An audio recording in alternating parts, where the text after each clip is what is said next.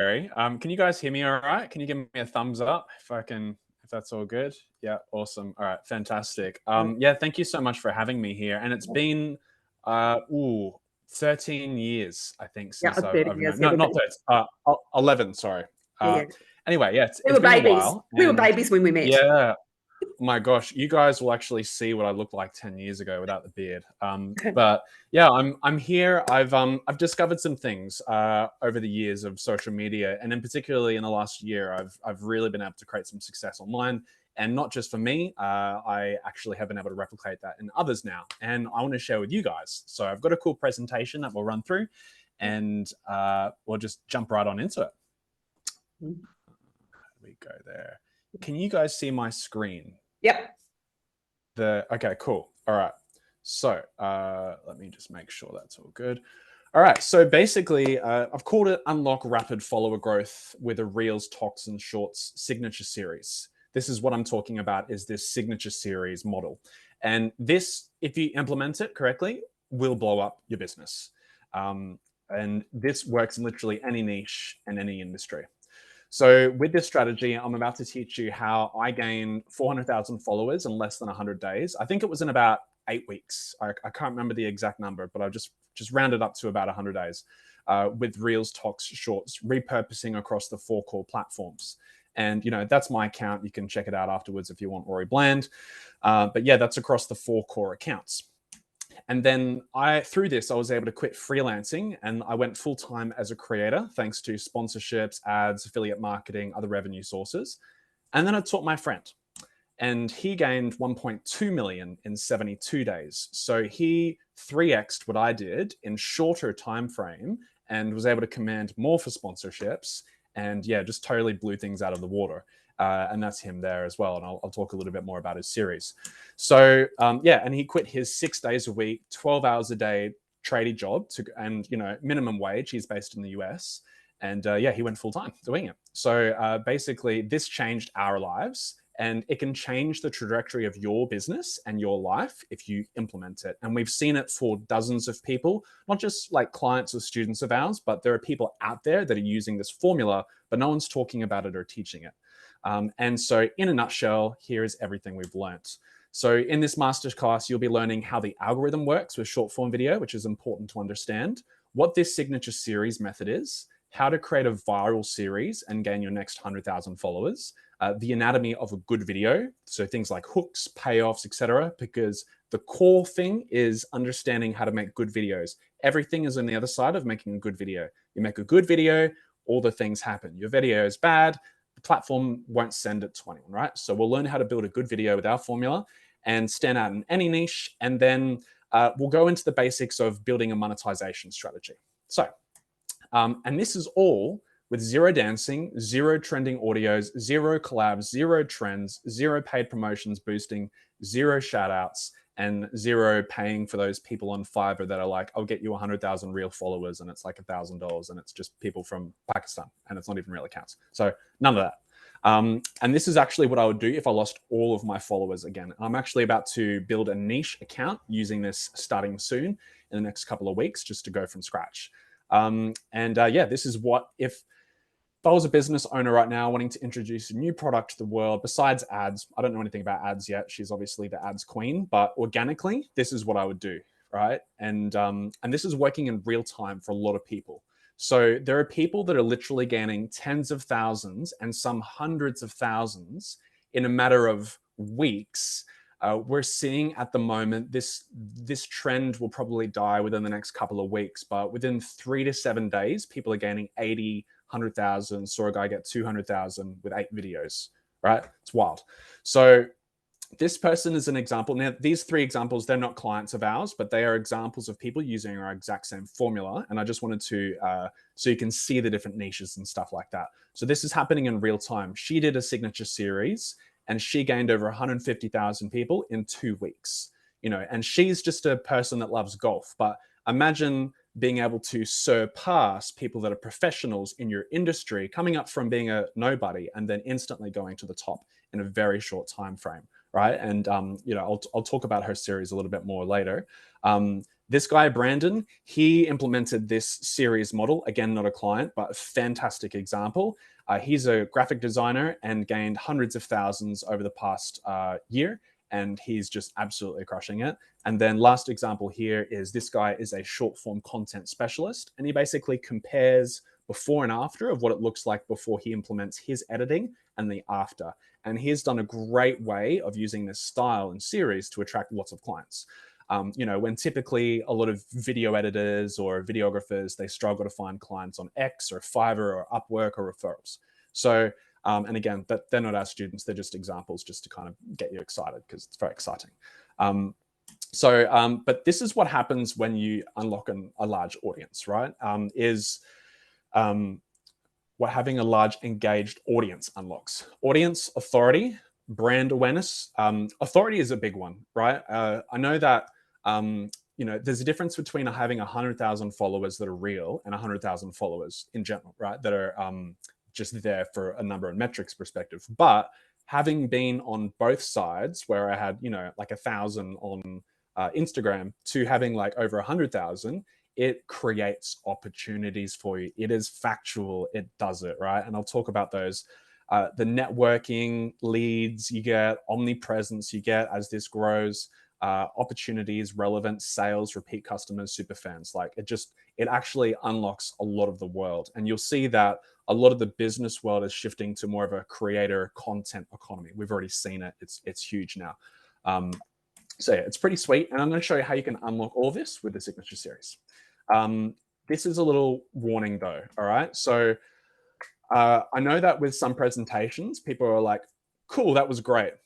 Back to their life. If you take this seriously and, this is all you do is you watch this free presentation and you implement it, you can get some crazy results. This is someone that attended another free thing that I did. She literally, I think we hot seated her for like 2 minutes, right? But we wouldn't have needed to hot seat her. And she's on to her third series now. And she, in her new, so she's the one that's done, I think it's either 15 or 21,000. I just need to double check on that one. But with this new series, 1,500 that she did, day 12 into it, right? With organic content. And most people create organic content and keep getting 200 views and nothing happens. But she did that and she's gained 64,000 followers in the course of that. And that's been in 3 months. So pretty cool. And this was from a free presentation exactly like this. So if you take it and implement it, imagine what's possible. All right, buckle your seatbelts, everybody. So I'll quickly go into me. I won't go into my story too much, but for some reason, a bunch of weirdos follow me and 70 million views online through my videos. I'm a dad. I've got a 5-year-old. You might hear some, bedtime shenanigans in the background. So I apologize in advance for that. I love animals, got rats, cats, content creator. I'm a short form video consultant. So this is predominantly what I'm doing at the moment. And my future goal is to get into farming. So that's me in a nutshell. But this is actually when I met Kerry, was around this phase, little baby Rory. And she actually told me to get on Facebook. I wasn't using social media for my business at that point. I started YouTube, but she told me to get on Facebook. And because of her, it's kind of a lot of my career began. So thank you. Kerry. Oh, look at you. Look at the little baby, Rory. I remember that.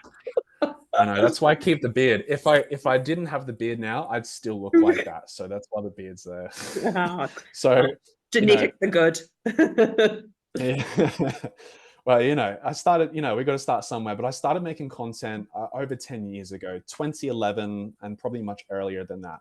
And it was a journey of trying things and, not really getting anywhere for a long time. I did start to do speaking gigs, get sponsorships, all that sort of stuff back in the day on Facebook, like 2012, 14. I had a break and I focused on learning more about social media, going behind the scenes, being a social media manager, learning about funnels, like all the behind the scenes stuff that I guess a lot of creators don't really understand now.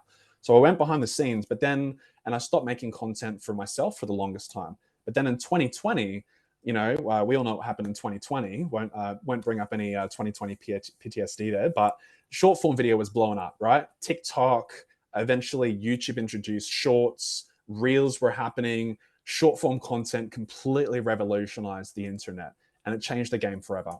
And I started a daily rollerblading series. And in this series, I basically, for 185 days, I documented rollerblading every day because it was a passion of mine and I wanted a bit of a creative outlet outside of working with clients. And I was like, you know what? Let's just make daily rollerblading videos just for a bit of fun.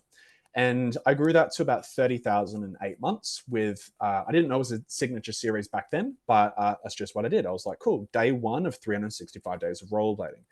And I took it to 30,000 in 8 months, which is amazing. Most people will not have that amount of following in that time. And it was a very slow growth. It took me about 6 weeks to get to 1,000, right? And it took, it was very gradual. I ended up deleting say that, that's moving not a on. slow growth. That's not a slow growth. Some of us are still trying to get to 1,000. At the Yes. time, I was Okay. like, oh my goodness, 1,000 people. And still, I'm not discounting, have you ever tried to fit 1,000 people in your house? It's a lot of people. But once you know how to unlock more, it's like you start thinking in the tens, basically. Especially when at one stage I was getting like 22,000 a day, which was wild. So, but yeah, getting to 1,000 wild and everything like that. And I was able to start monetizing this through coaching, through apparel, through getting grants and everything like that. Then I moved on from that and actually I learned the skills and then I put it into a brand new account from scratch, zero, brand new niche around homesteading. And I got to 30K in 3 weeks. So instead of 8 months, I shortened my learning curve to 3 weeks. My first video within the first 48 hours, getting 10,000 followers, and I was off to the races. And I later rebranded that. This is my main account that I've got now. But that was pretty cool. And then I was like, all right, cool. Let's take this, what I'm learning, and pitch it to some of my clients. And I said, hey, I'm doing all right on TikTok. Can I do it for some of your stuff?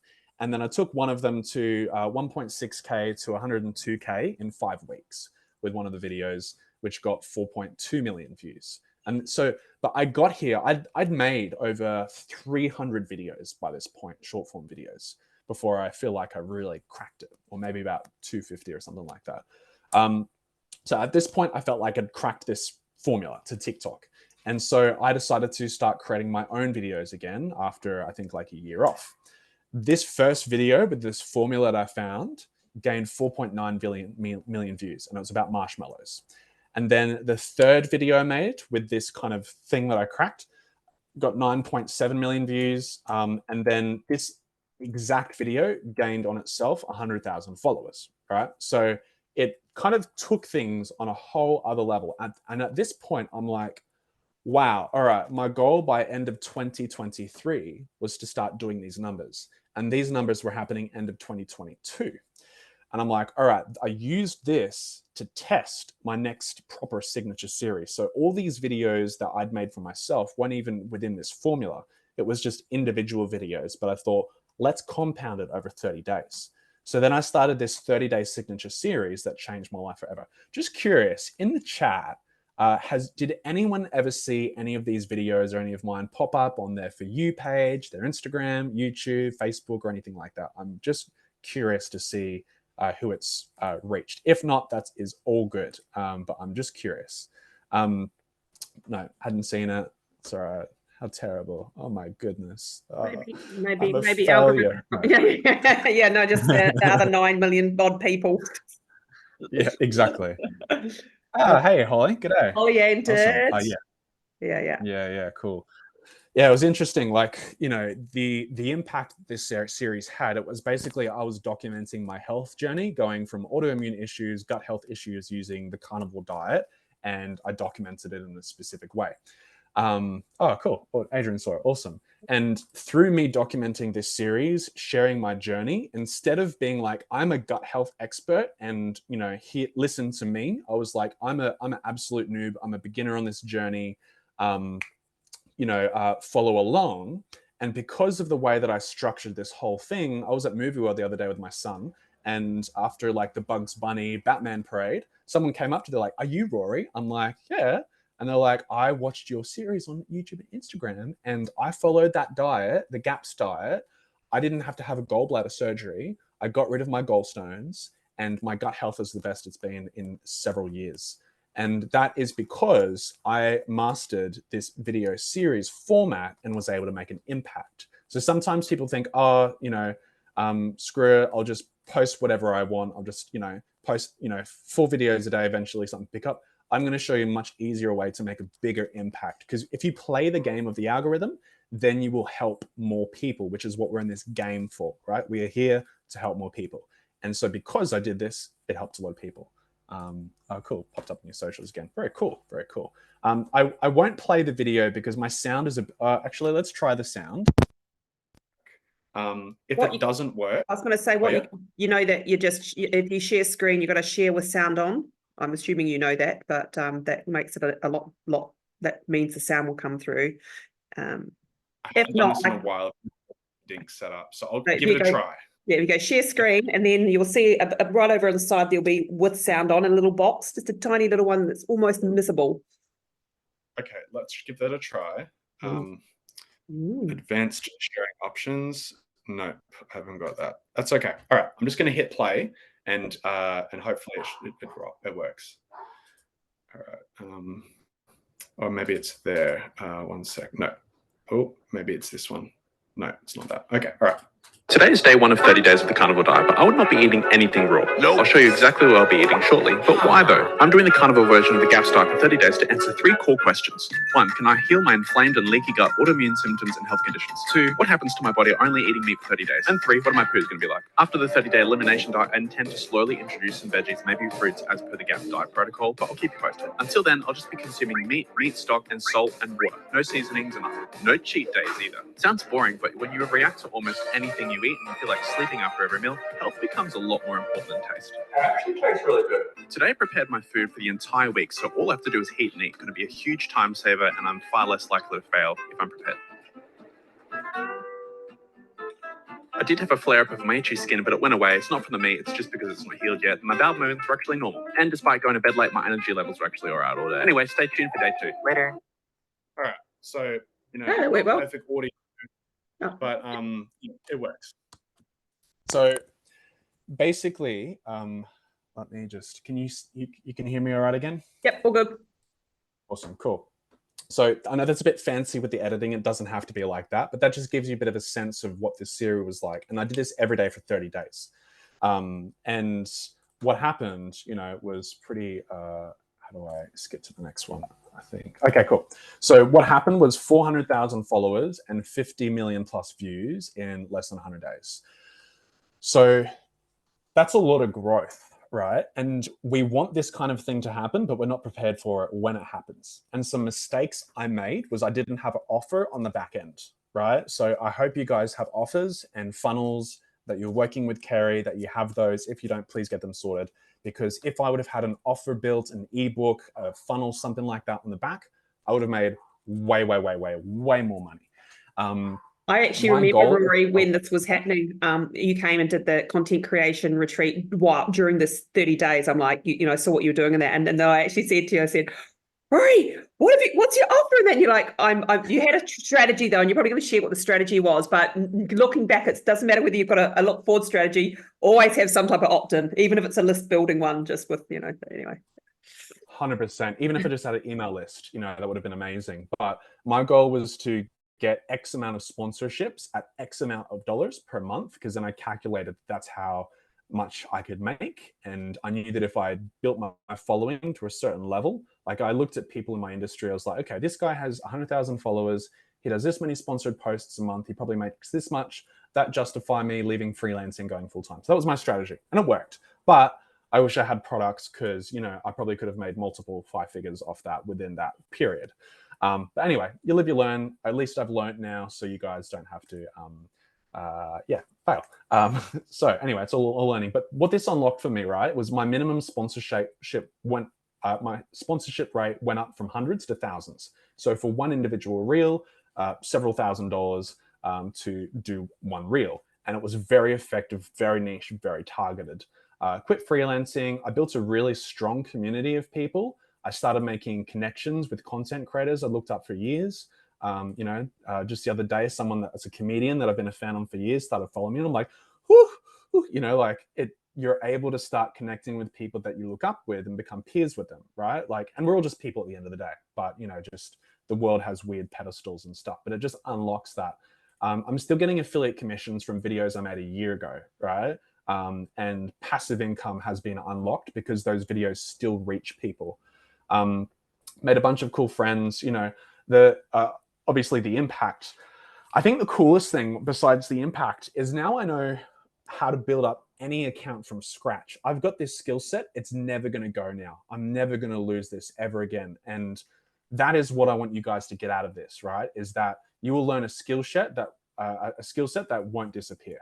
So we'll keep moving through so I can get to the juicy bit. So then I taught my friend this to Jesse, right? Jesse was in his job. He was struggling. I've known him for like 18 months. I was like, got to get him out of his job. All right, let's do this thing. And he tried, initially a little bit, but I was like, you want to take this serious? Like, yeah, I kind of like, listen to me, exactly everything I say. He took what I taught him, took it next level, right? Making videos about ice baths and push-ups. And yeah, he made one video on YouTube that gained 18 million views, and then that video gained him 200,000 plus subscribers, right? And, to do sponsorships with him, you're in the 5-figure range, right? Like way more than me. And that was, and he was working like really like almost minimum wage construction before that. So within this short time frame, he took his skills, he took my things, and we just blew it up for him, right? Which is really sick. The thing is, it's not as simple as making a video and getting someone to edit it with Hormozy style titles and chucking it up. Those videos that are like, the different colors and the text. That worked for like 2 weeks. Now everyone's got it. You've got to stand out, right? You need a strategy. And I want to help you guys kind of build a bit of a strategy in your mind. It comes down to, in a nutshell, what are your end results and intentions for that specific series? And then figuring out where you're at now. And then you've got to work back from there with a series. And we'll go through that in a sec. But when I'm talking about intentions for social media, other people have different approaches, but I like to work as a per series, per intention basis. And I'll explain a signature series in a sec. It'll make a bit more sense soon. So, where is it? So basically, if your intention is to sell meal prep plans, you probably want to create content around delicious looking meal prepping, right? Meal Prep King does a great example of this. If you want to sell your Excel spreadsheet courses, then you would make content about Excel spreadsheets in a fun way, right? That would be your intention. If you wanted to, this guy has a really great story, Tabs Chocolate. If you he went the affiliate marketing route with short form content and got affiliates to promote his business. So his core business didn't create content. He paid affiliates. He got some affiliates that were creators on retainers and gave them affiliate commission. Through this, he made 10 million in his first 18 months, and early 20s. Sexy time chocolate. Wild story. Yeah. Sure. Yeah, so he did a very good job. Video. I know, right? Yeah, definitely give it check it out. But yeah, good product, good audience, good marketing, and that's a whole other advanced strategy that I won't be able to go into, but because we've got to go into the signature series thing. But and then this other guy has become a friend of mine, Brian York. He documented the growth of his e-com startup Kubo, which is like they do e-commerce logistics in Latin America. And through him documenting on TikTok and sharing his journey, he's been able to attract millions of dollars in investment into his country, into his company, which is really cool. And then, last example, using short form content. If you've got a podcast, use it to drive traffic, bring new awareness to it. The amount of podcasts that I've discovered through short form content is huge, right? But none of these that I've mentioned are short form series. And there's 6,000 other examples. But I tried teaching TikTok maybe 2 years ago to people because I thought I'd cracked it then, right? I had 30,000 followers and I was like, cool, I'm going to try and start teaching. It wasn't replicatable. I had, I think I've got someone in here was getting some results, but not like what I was getting. I was like, why? Why is it? And, I know a lot of people teach TikTok, short form content. I've bought courses, I've looked at them, but it's not always replicatable, right? but we figured out a way to make it pretty replicatable. You know, someone that was having a lot of difficulty with her affiliate marketing thing, she started a weight loss journey from scratch. Within 12 days, I think she got like 10,000 followers, you know, after, you know, struggling for several months and not cracking past 1,000, right? So it's like, oh, okay. But it's like throwing mud at a brick wall. You know, that's what social media content feels like. But with this series, I don't know. I feel like we've cracked it pretty good. And I'm not saying that it will work for you straight away, because it probably won't, right? I'm just disclaimer here. Some people crack it in their first video. Some people, it could be their third series. It could be 30 videos before you crack it. It takes practice, right? You can't expect to chuck on ice skates after never walking before and just be able to do axles. You've got to practice no matter what it is. But we're going to teach you, or we, as in me, is going to teach you this signature series thing. So a signature series, basically, like, it's a way of packaging your content. We want to stop the scroll. We want to get people to remember who you are. And this is a framework for making this happen, right? You know, YouTube videos, you look, they've got special thumbnails, they've got titles, that's packaging. Facebook ads, there's special packaging to get people to look at it, stop the scroll, click, go through. So we've just found a way, a signature series is a way of packaging information that already exists out there on the internet and that you've already tried. And you can take information that you've already put out there on your accounts, apply the signature series method, and start getting actual results. Now, some examples of some series, so you've probably seen some of them, and I just can't show them because of the interest of time, because I want to teach you how to do it. But, you know, you would have, actually, I think my slides, that might be the wrong way around. One sec. Okay, I'll go back to that in a sec. A signature series, it can either document a journey that people get behind and they want to support you or benefit from themselves. So it could be in the format of documenting a journey like day one of something, right? So day one of doing the carnivore diet, day one of doing ice baths every day, day one of doing, and the formula is typically day one of X to achieve Y. So let's say it is day one of doing push-ups until, you know, I've got, you know, result is, you know, guns, right? Let's just say. And there's like payoffs and things that you build into it. Or it's a part one of format, right? So the part one of format is, let's say, let's just take, take chocolate as a niche, you know, off the top of my head. I'm just going to test here. This is very untested water. The idea could be horrible, but chocolate, you know, day one of trying, you know, chocolates from, you know, supermarkets until I find the best tasting one, right? And perhaps what you sell is like a nutrition program off the back, and you're actually giving advice using chocolate as a platform to educate about how bad sugar is. You know, you could use it in that way. So it's like part one of testing this, and you can apply that to any business, etc. I think I did it right there. That's how easy it is once you start seeing the world as series and everything like that. It could be a show format. And this is very easy for some people to grasp. So an example of a show format is, it's Daniel Mack. He's the guy that goes up to people in expensive cars and he says, hey, what do you do for a living? Has anyone seen those videos? And then the people say, oh, you know, I do this business, or I do this. It's a very, yeah, it's a huge series. His first video actually went nuts, got 40 million views, and he gained 1 million followers from his very first video. He was very lucky. You know, you can't really do that in that same way now.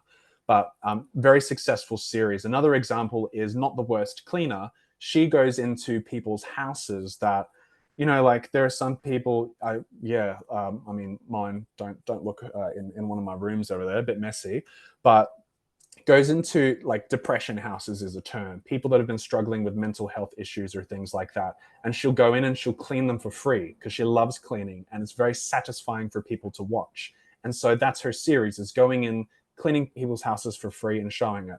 That blew up her cleaning company. Now she's a full-time creator because of it, right? Another guy goes into, you know, Woolworths and Robin's Kitchen and Walmarts and all those sorts of places, and he gets their knives and he tests how sharp they are, right? And his products that he sells are sharpening things, right? So they're just different examples. And last one is like Simon Squibb will share. He started going around asking people, what's your dream? What would you do if I gave you 10K to start your business, right? So And now he's huge. He's got a massive platform now. So those are some examples of different series. And trust me, there are hundreds. And you would have seen so many series without realizing that they're a series or in a series format. And one of the reasons they're so powerful is it makes people want to not just watch one video and they're like, cool, good on you. Scroll. It's like, oh, cool. Oh, they've got more like that, right? If it hooks you in, you want to keep watching longer. And if it's a series where it documents the journey of getting to a specific outcome that you're interested in finding out about, then you will follow that, right? So instead of me being like, here are the top 5 benefits of the carnivore diet, I was like, I'm trying this diet and let's see if it works. And because I was doing that, people that are also interested wanted to follow. So if you can create something that people want to follow, get behind, be invested in, they want to see the next episode, just like your favorite episodes of any shows, it's the exact same thing. It's just in 60 seconds. So that's the signature series format, essentially. And yeah, it's literally feels like cheat codes. So I'll give you an overview of the process, and this is where you guys can kind of start to come up with ideas or all sorts of things as well. But the entire thing that we do when we're looking at a series or a business or something like that we're wanting to blow up is we have a look at the intention. We have a look at what result are you wanting to achieve, and then we spend so much time throwing mud at a brick wall. We know what kind of mud we're throwing and we know what kind of wall we're wanting. Like, it's not all blind, but we just try different ideas until we hit it. We go right out there with the craziest ideas we possibly can, then we bring it right back. And it works. It absolutely works. But we spend the first period just brainstorming, not even creating content. And then eventually, once we've got everything crafted, then we give it a go. Versus, and I'm not saying other things don't work, because they do, but it's worked multiple times, so don't fix what's not broken or whatever that thing is. But instead of just being like, just get out and add massive value and you shoot a video like, hey guys, just blah, blah, blah, and then you get 200 views. It's like, well, those 30 minutes that you made creating that video that went nowhere, how about we just spend a couple of hours working on a series that could get you, hundreds, thousands, potentially tens, or even hundreds of thousands, down the track. So it's all about putting in a lot of time up front until you, get there. First thing is a creator mindset. So we look at this as a form of marketing, right? It's not just like, oh, I should probably post things on Instagram or Facebook because Rory told me to. It's like, no, you basically shift your mindset to imagine this was a really powerful strategy to completely blow up your business, right? Because it is. Because is anyone familiar with the Stanley Cup thing that went on? They're like those big, cups. They're like coffee cups and everything like that.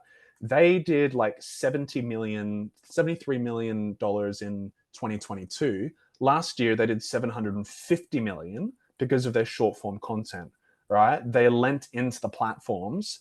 There was a viral video that just took off where a lady's car just set in flames. Everything was melting and destroyed. The only thing that wasn't destroyed was this product from this company, this Keep Cup, right? And so then that company, their social media team saw that. They went in and said, the CEO, he responded to that and he said, hey, we just saw, I'm so sorry to hear about your car. We're going to replace your car for you, And they replaced that person's car.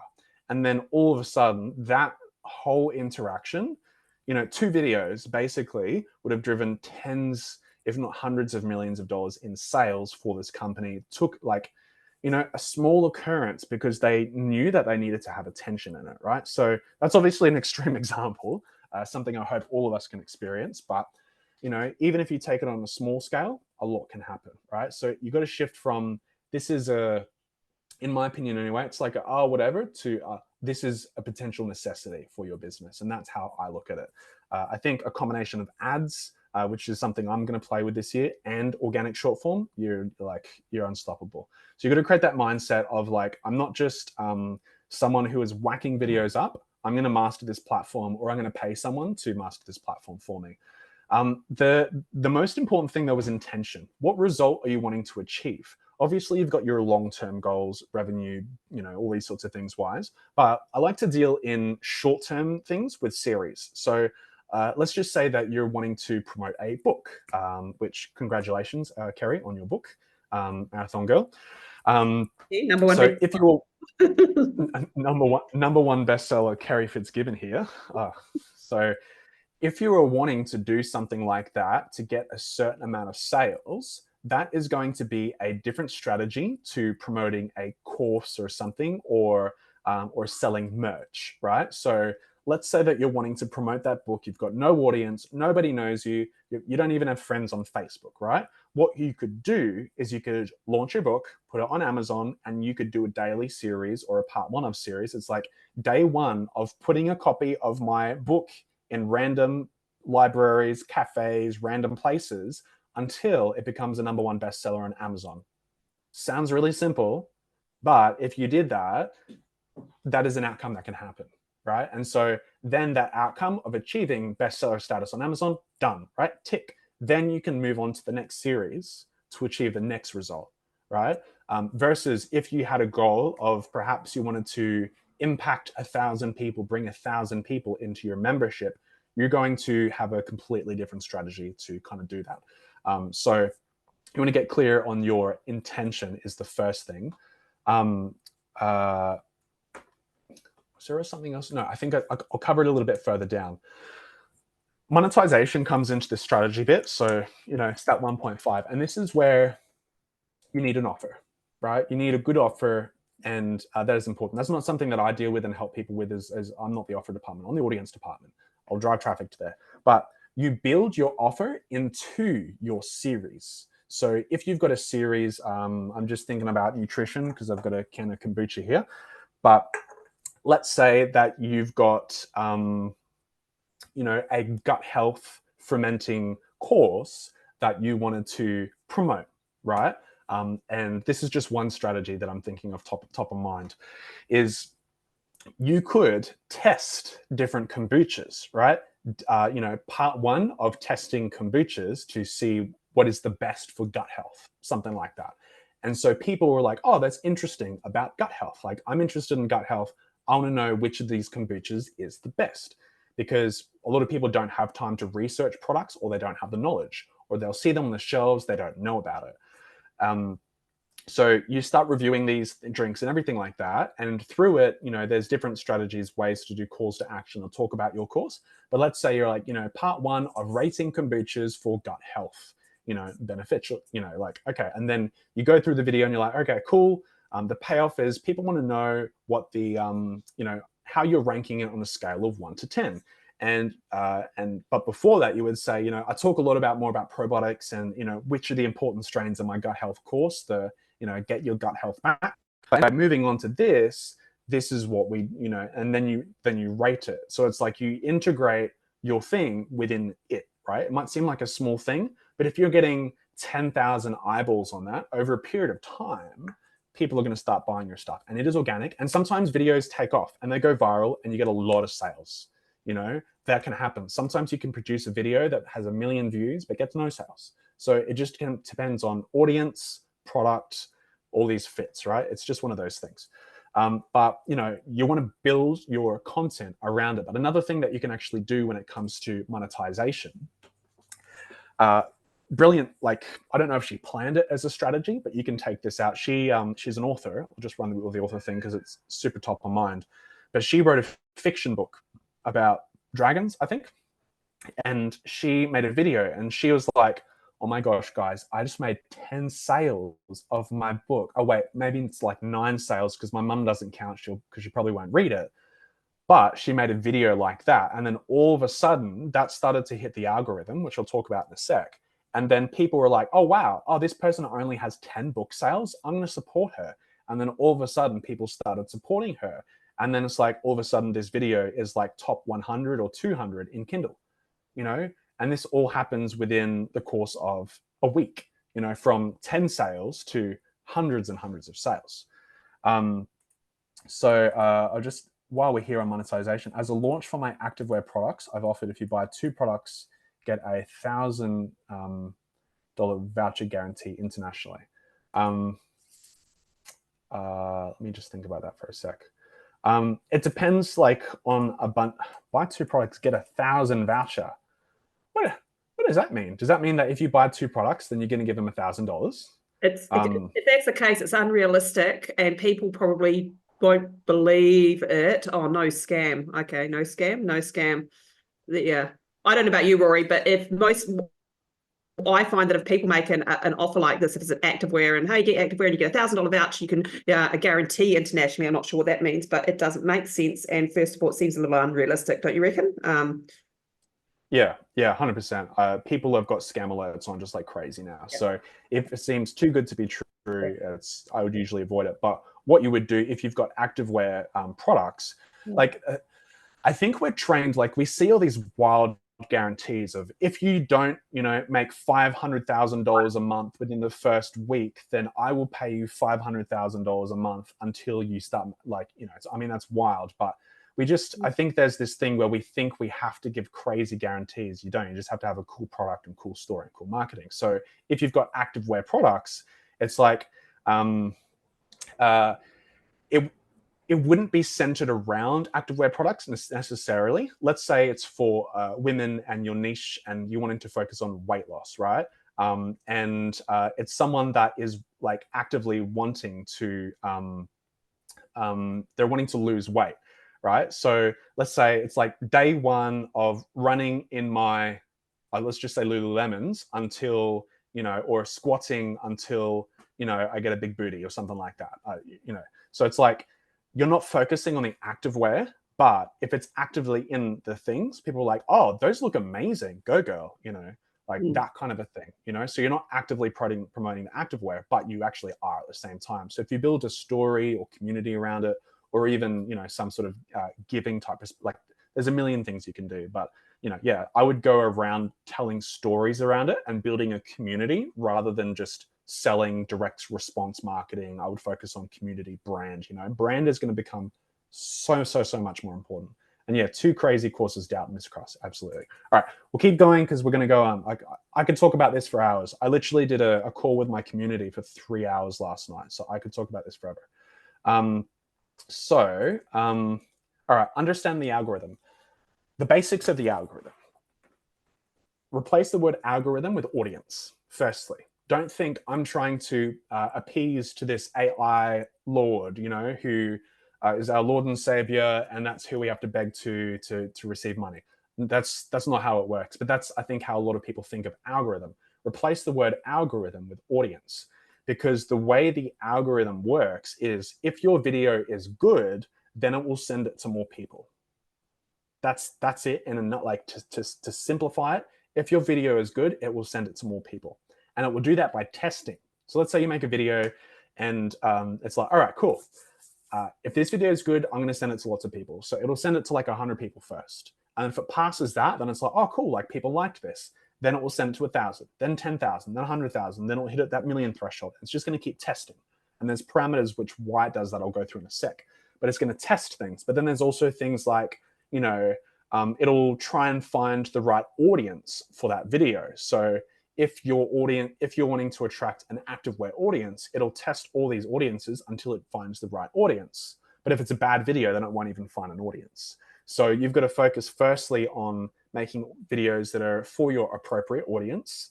And there's ways to figure out what those people consume, which I'll go through shortly. And then making a good video that appeals for it. Because the longer people stay on TikTok, YouTube, Facebook, Instagram, these platforms, the more ad revenue they can make, because that's where they make all their buckaroonies. So we want to keep people on our platforms.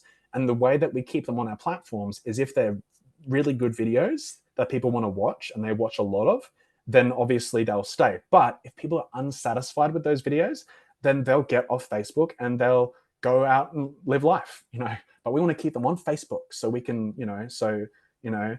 Zuckerberg can do whatever he wants. There's a life outside of Facebook. What's this life outside of Facebook that you speak of? Or Instagram? The metaverse. That's a lot. Yeah. Fully, it's like that, right? Yeah, so and the way that you create a good video is you want to focus on watch time. How can I get someone to watch a video for as long as possible? Because if a video is not good, then people won't want to watch it. And if people see a drop off, then the platforms will be like, clearly this is not a good video because people dropped off after 3 seconds. So, and we'll go through the anatomy of it shortly as well. Oh yeah, there we go. Perfect. So understanding the basic structure of a good video. This is very important, and obviously this is quite basic. So understanding the basics. So the first thing is hook. We want to stop the scroll. We want to grab people's attention. We want to make them care. You know, assume the video before yours was 10,000 times more interesting, and the next video is going to be way more interesting too. People are looking for a dopamine hit, right? Whether that's education, entertainment, people want to get into a fight in the comments, whatever it is, they're looking for product solutions. You know, people are looking to solve problems, and you've got to hook their attention. And then after that, sorry, that's a little out of date. It should be the payoff, right? The payoff is the reason people want to stick around for longer. So you hook people in, then people are like, okay, I'm hooked in, now what? And if it flops, they're not going to keep watching. You know, they'll be hooked in and then they'll drop off. So, and that's an absolute no. So your payoff is, what reason are they going to stick around to the end of the video for? So an example, let's take someone pop a niche in the comments. Yeah, pop a niche in the comments, and I'll just share an example of a payoff for a video. I'll get back to the payoff while you're doing that. But after the payoff is you have a story. You give the body of the video. You explain that. Camping. All right, cool. So I know nothing about camping, but let's just say the perfect hammock, right? The perfect camping hammock. So it's like, you know, hey guys, you know, I won't use the signature series. Oh yeah, part 1 of testing camping products, so you don't have to, right? It'd be a great series. If I was interested in camping, I'd watch that. And then you say is like, today we are trying this rinky-dink hammock, which apparently gets 5 stars on Amazon, but does it really? We're going to be testing for durability. We're going to test for price, and we're going to test if it actually holds a full-grown man and his wife, you know, and the dog and dinner on this hammock, you know, and you maybe add something else in there called an ism, which I'll go into a sec. And now people are curious. They want to watch to the end and find out what happens, especially if it snaps. So now they're going to keep watching to the end. And that same thing applies, you know, bad knees, you know, let's just say a payoff for that. It's like, cool. All right. So I know the knees over toes guy. So I'm going to be, you know, welcome to part 1 of, is this good for your knees or bad for your knees? Right. And maybe you're testing supplements, right? With glucosamine or something to do with anti-inflammation. So you're like, all right, we're going to test this and we're going to see if it's good for it. You go through the story, you explain a bit about the product, and at the end they find out if it's good or not, right? So, you know, you just want to watch towards the end. Yeah. And then the story is basically you're trying to get people to the end. That's what you're trying to do. You're trying to tell us an interesting story. At first, I'll just make something random up. You know, I'll just start blah, blah, blah, writing it down.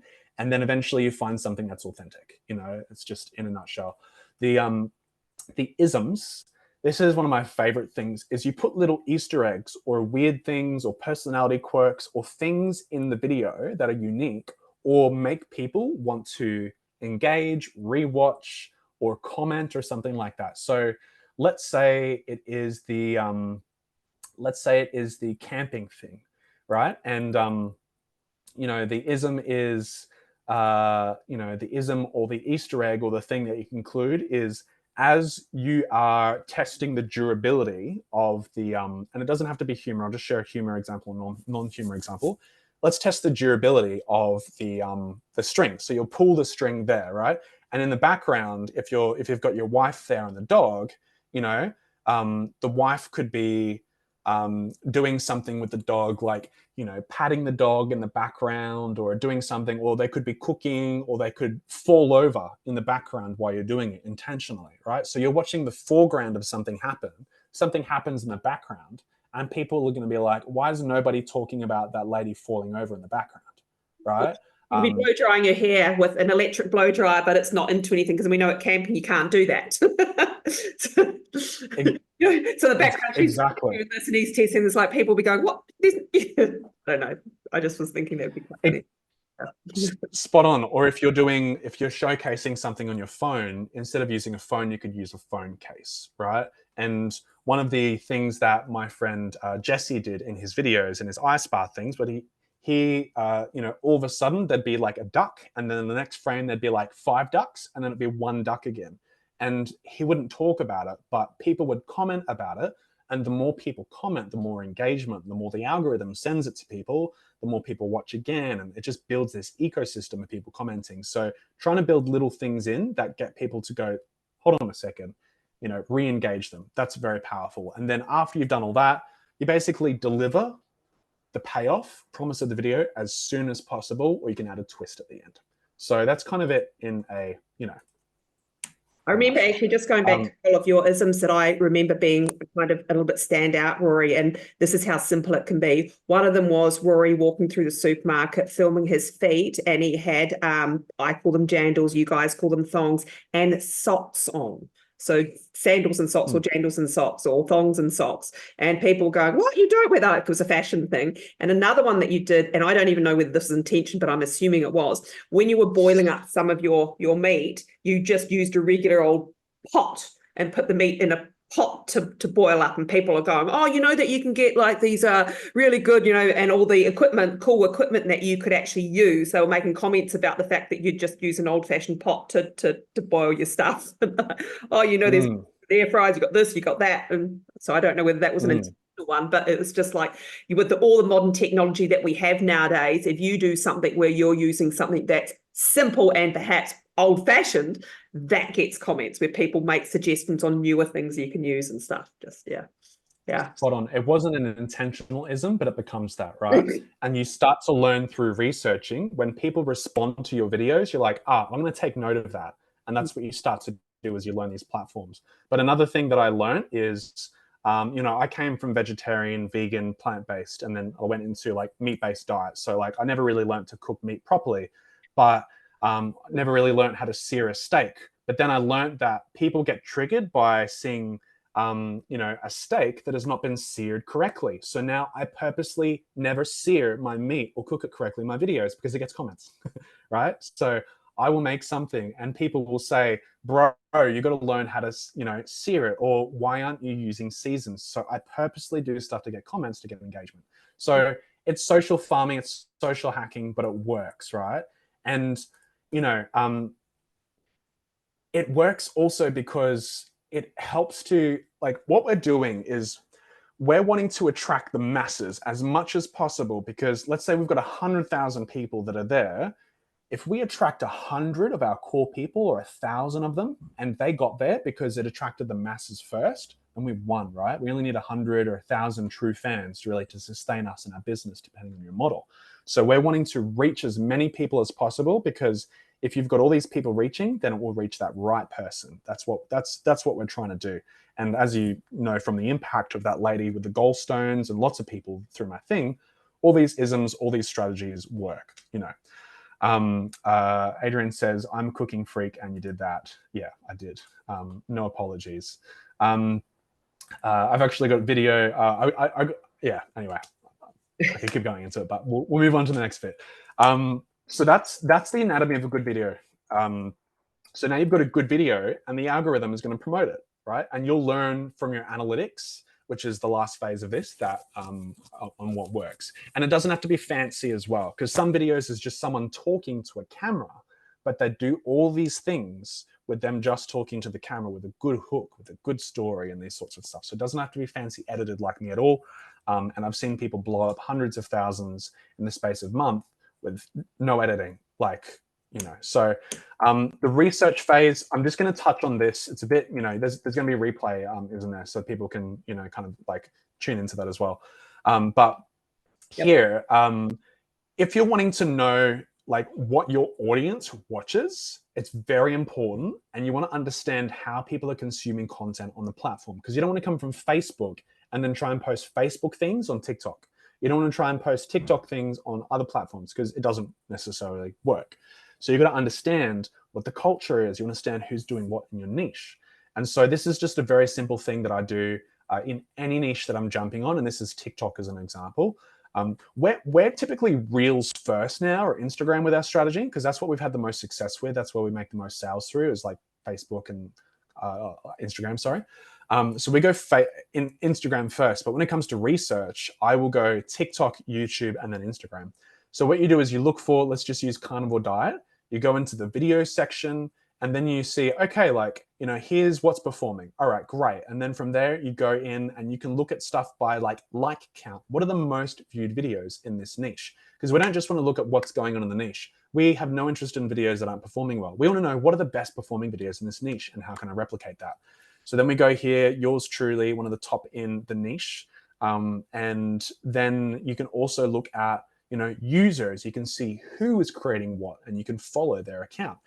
You can find people that have more than 100,000 followers or within certain things. And you basically just start to follow and do that.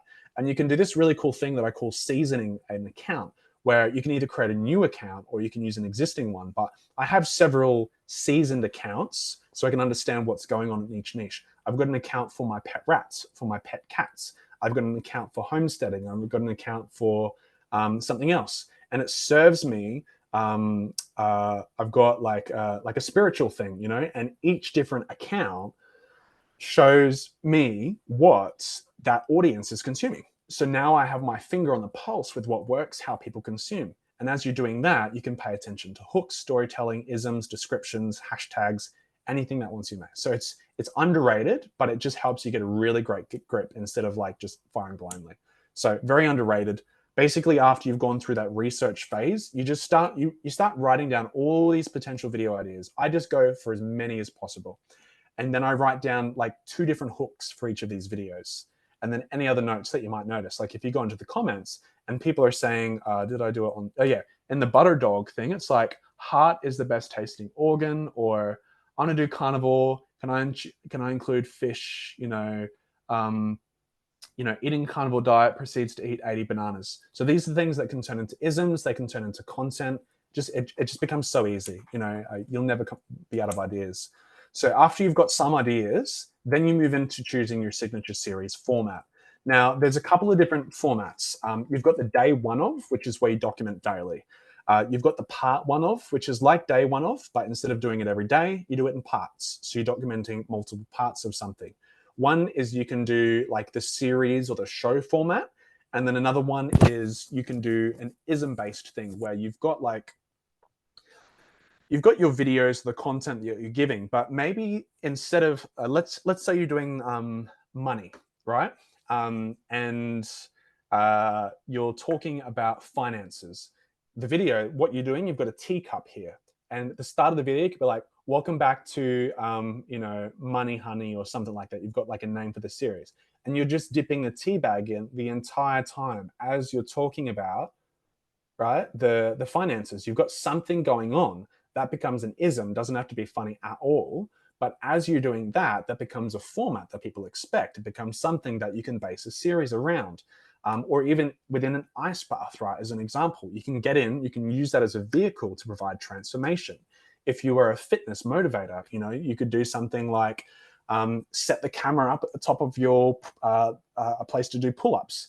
And instead of just sitting in the gym and just being like, here's the top 3 tips, you're doing pull-ups, you're like, all right, top tip number 1 is this, and you're using the pull-ups as a way to provide that information, or push-ups, whatever. So using a thing as a vehicle and just delivering it. So just a couple of examples. If you're a graphic designer, you could do day 1 of doing freelancing until I reach 10K a month. And maybe this is suitable if you are teaching freelancers how to make 10K a month. Would be perfect, because then they're like, oh, I want to make that, right? She does these 2 examples is, recreating unhealthy foods like Pringles and McDonald's, and then giving it healthy branding. One of the guys I mentioned at the start. So there's just lots of different formats. You want to choose that format that you want to follow. I typically recommend part 1 of or day 1 of to start. And then you kind of go there. You can choose like 7 days, 30 days. I recommend doing minimum just to start and test, and then move on. And then from there, you start to write your series, right? Going back over using that video formula. You want to kind of script it as like maybe 8, 12 episodes, like you would a show, treat it like a pilot. Write those series out, the different things like that. You've got your hooks and everything like that. and you just test. I recommend having 5 to 10 series ideas though, because then you're not going to run out. And then from there, what else am I going to say about the storytelling there? I think the main thing, like the day one ofs or the part one ofs are really easy. And I think one of the great things is like researching and seeing what other people are doing. Once you condition your platform to see certain things, you can't unsee it. I see 10 new series a day on my phone. There's a current meta within it where people are doing, social farming is the thing, right? Or follower farming is a term that's now used. This is what Jesse did. I didn't see it before when my ice bath friend Jesse was doing it, but it's like for every 1,000 followers I get, I'm going to do this thing, which was I'm going to do an extra push-up. So for every 1,000 followers he got, he had to do like an extra 1 push-up that day. And he ended up getting to like 350 push-ups per day that he had to do, right? And so people want to see him suffer. So they follow, and it builds that. Downside of that is you're not going to get a targeted audience unless you're doing a specific push-ups could be a downside, to be honest. plus that too. But I've seen weird things like a guy is like, what did I see? I'm bench pressing 1 grain of rice for every new follower I get, and then by day 8, he's at 100,000 followers.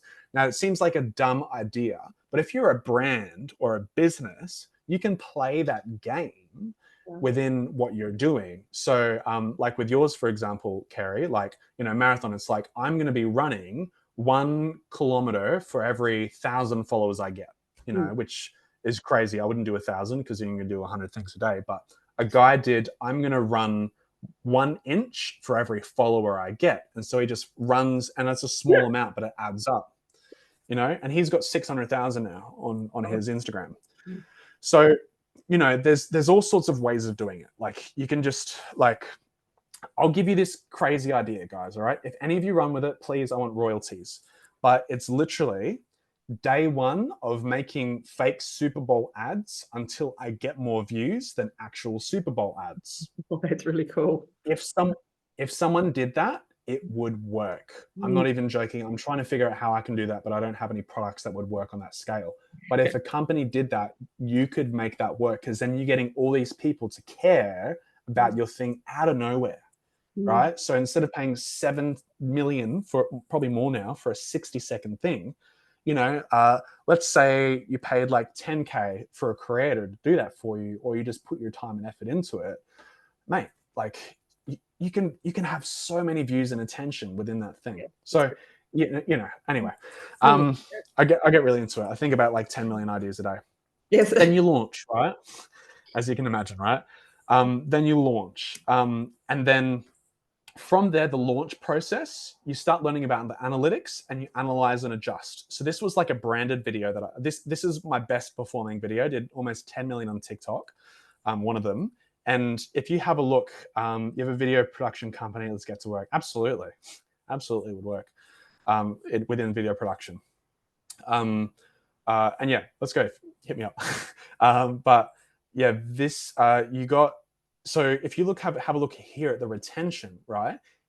It drops off all of a sudden. This is good. This is quite good retention, and then people drop off. This is on a 10 million view video. If that would have gone all the way to the end there, that would be the difference between a 10 million view video and a 12 to 15 million view video, because it drops off all of a sudden. So then the platform's like, oh, people aren't interested fully, so it won't show it to as many people. This was a branded video. I introduced the branded integration right here. You can see how good that retention is for that period. It's like 50% of people, are watching. And then all of a sudden I'm like, and this is the brand, drops off face of the earth, and then people don't want to stick around. That video performed terribly initially. It's done well long-term with the brand partnership just because of the multiple different platforms. But if that would have been consistent towards here, then that 20,000 view thing on TikTok would be 100, maybe 300,000. So you start to learn to analyze and adjust and play that game. And it's, it's a process, but you get there eventually, kind of a thing. I think that's it in terms of the I'd love to hear what kind of takeaways you guys have gotten so far, because I know I've just run my mouth and just kind of gone through things a lot, feel free to drop in the takeaways. This, in a nutshell, is the signature series format, right? You document the journey of something, you get people behind something, and no trends, no worries. I haven't done one trend. What I love, Rory, and that I love the stuff that you do and whatever else. It is firstly, once you start seeing the stuff, you won't unsee it. And Rory's completely right. You're going to go into your feed and you're going to start seeing TikToks and Reels and that, and look at it in another light. What I also really highlight as well is, the research that you do initially, and it can be fun and make it fun, really does set you up for everything afterwards. And even with your ads and stuff like that, that research where you get to know what's out there, don't recreate the wheel in terms of, you can come up with ideas from other people, just make them your own thing. That will, set you up for all your marketing, anything in the future. And love the idea that you're actually doing something with your content. I'm not typically an organic person, just starting to be now and working with Rory. But when you start to get, I actually have had one of my videos has got over 1 million views organically, which is unheard of for me. I've always put money towards videos to get eyeballs in front of it. I got 8,000 followers on Facebook within 4 weeks organically. Haven't promoted it as an ad yet on one of my businesses, and I think I'm up to 4,000 followers on TikTok and whatnot. But once it started to happen, it starts to snowball, and those are small numbers, and I haven't even plugged in Rory's stuff yet. But it's so exciting once it starts to happen. It really does, get your brand out there, and then But I love this stuff, Rory. It's good. Yeah, you're very right. And what you can do as well is, if a video is popping off, run money behind it, because then, imagine if I put money behind my 10 million view video on TikTok and I had a product behind it. Yeah. It would be crazy. So, and it makes it fun too. Like what you're talking about just seems so fun. Like I just had an idea pop into my head now, because I've got my ADHD product for ADHD fempreneurs. And one of the biggest struggles we have every day is, or just a simple thing, I just thought of it, is that every day, I would guarantee you, every ADHD entrepreneur writes a to-do list. We have to write a list because it's going out of our head. No one ever gets through their to-do list. In fact, you're lucky even if you cross off one thing off your to-do list. So are you having a to-do list challenge? Like, I'm going to get everything on my to-do list crossed off every single day.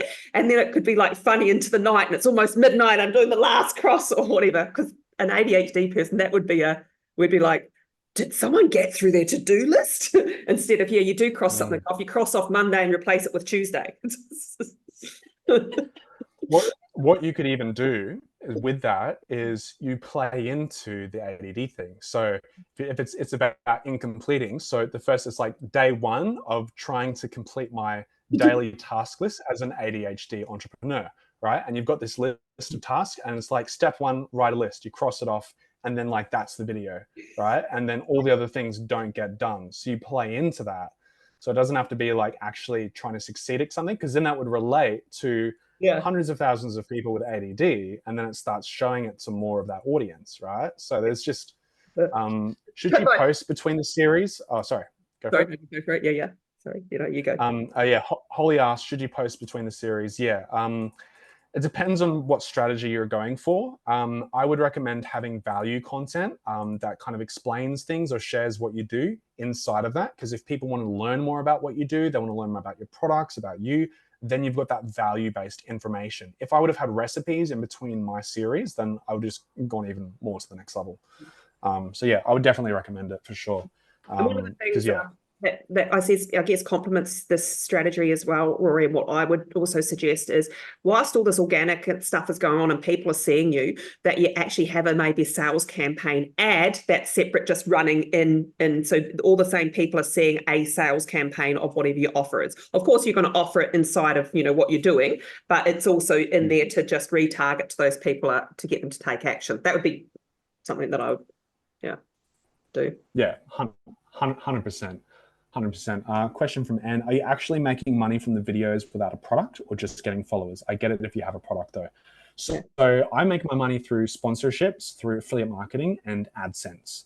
So I was doing well with that probably until August, September or something like that last year, because basically I hit this goal of becoming a creator. I didn't want to create any products, you know. Wasn't a guru or anything like that. I didn't have help with creating offers behind it. And I just stopped for a bit. I wanted a bit of a break, and I wanted to just figure out what was next for me.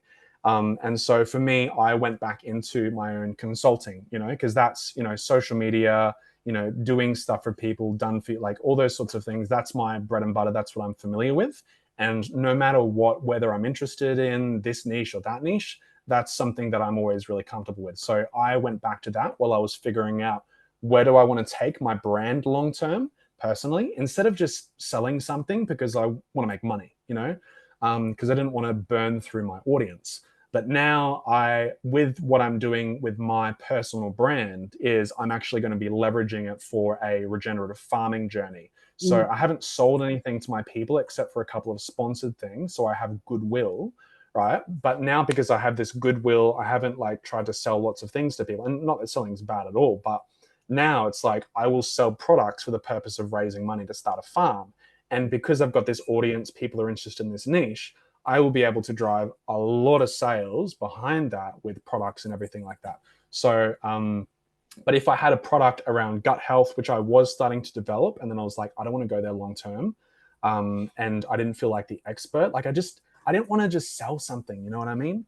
But now I'm glad I didn't, because I will, you know, maybe like 100K or 200K that I would have missed out on, that's probably worth 1 to 2, you know, mil, you know, over the next 2 years. So, you know, but if I would have had a product, then that would have just gone crazy.